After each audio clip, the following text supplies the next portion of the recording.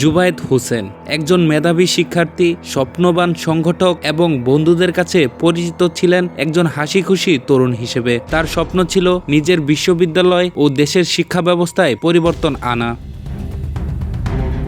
জুবায়েদ পড়াশোনা করতেন জগন্নাথ বিশ্ববিদ্যালয়ের পরিসংখ্যান বিভাগে। 2019-20 শিক্ষাবর্ষের ছাত্র ছিলেন তিনি। কুমিল্লার সন্তান জুবায়েদ ছোটবেলা থেকেই সামাজিক কাজে যুক্ত ছিলেন। বিশ্ববিদ্যালয়ে ভর্তি হওয়ার পর থেকেই তিনি রাজনীতিতে সক্রিয় হয়ে ওঠেন এবং পরে হন জগন্নাথ বিশ্ববিদ্যালয় ছাত্রদলের আহ্বায়ক কমিটির সদস্য। শিক্ষার্থী অধিকার ও সংগঠনের কার্যক্রমে তিনি ছিলেন এক পরিচিত মুখ। বন্ধুদের ভাষায় জুবায়েদ ছিলেন সবার প্রিয় ভাই, যে কারো বিপদে আপদে ছুটে যেতেন, হাসি মুখে সাহায্যের হাত বাড়িয়ে দিতেন। তার নেতৃত্ব গুণ, সাহসিকতা ও দায়িত্ববোধ তাকে বিশ্ববিদ্যালয়ের রাজনীতিতে আলাদা করে চিনিয়ে দিয়েছিল।